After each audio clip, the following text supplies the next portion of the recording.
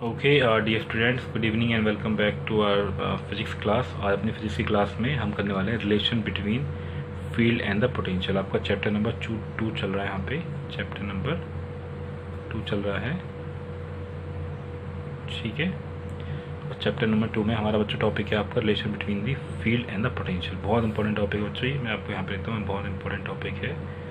Important क्यों है? क्योंकि बच्चों ये आपका रिलेशन बता रहा है फील्ड में और पोटेंशियल में, यानी एक बहुत इंपॉर्टेंट ये आपका रिलेशन बता रहा है। तो मैं इसके लिए मैंने क्या बनाया बच्चों, देखो ध्यान से देखना।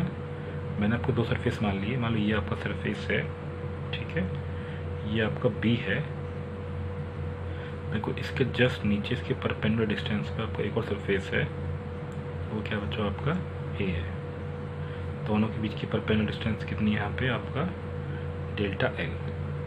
कितनी अच्छा आपकी डेल्टा एल। इसका पोटेंशियल जो आपका वी प्लस डेल्टा वी है और ये आपका वी है, ठीक है बच्चों, कोई दिक्कत नहीं यहाँ पे।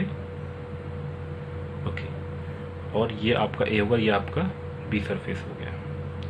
अब ये है आपके इलेक्ट्रिक फील्ड की डायरेक्शन जो आपको दिख रही है बाहर की तरफ। अगर आपके इस तरह के देखो कि आपके दो सरफेस हैं, तो सरफेस के मतलब एक दूसरे के ऊपर है, वो परपेंडिकुलर है, ठीक है बच्चों।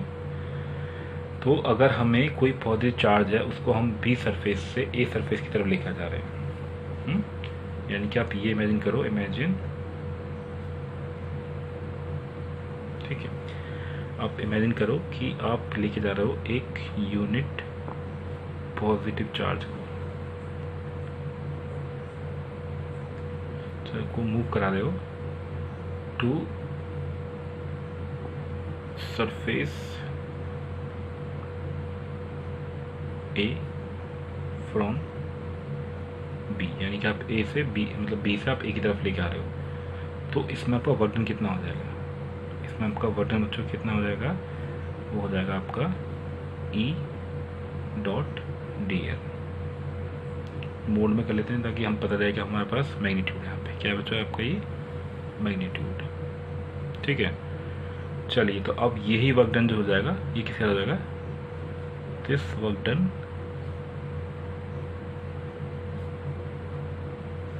इज इक्वल टू क्या होगा आपका V A minus V B, यानी कि इनके पोटेंशियल के डिफरेंस के बराबर। तो ये दोनों आपके बराबर हो जाएंगे बच्चों। ऑब्वियसली अगर यही वर्क डन हमारा ये वर्क डन के बराबर हो गया तो आपका क्या होगा E dot D L is equal to V minus V plus delta V, यानी कि पोटेंशियल डिफरेंस हो जाएगा, तो डेल्टा वी आ गया, ठीक है। इस तरीके से आपकी ई की जो वैल्यू आ गई वो क्या आ गई? Delta we upon delta L. उसको आपको लग रहा होगा ये बड़ा ही हल्का सा एक्सप्रेशन आ गया, लेकिन ये एक बहुत इंपॉर्टेंट रिजल्ट आ गया आपके पास में। अब क्योंकि यहाँ पे आपका डेल्टा वी जो है वो हमने नेगेटिव रखा है, कैसे रखा है आपका negative, so delta V is equal to minus delta V. अगर हम इसको लिखना हो डेल्टा वी के फॉर्म में तो हम लिख सकते हैं इस तरीके से, ई इज इक्वल टू क्या बन जाएगा आपका माइनस का delta we upon delta L, और हम इसको मोड लिखते हैं, mode delta we upon delta L, ठीक है।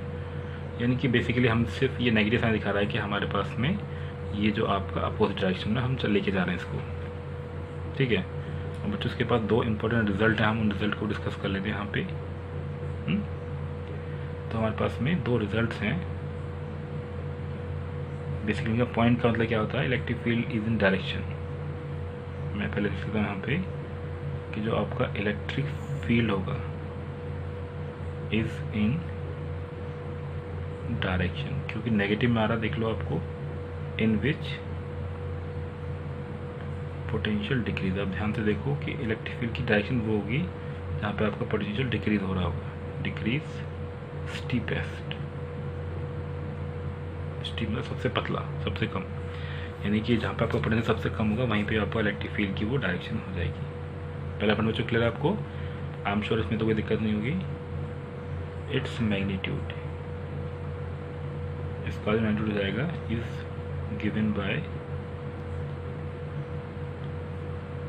The change in the magnitude of potential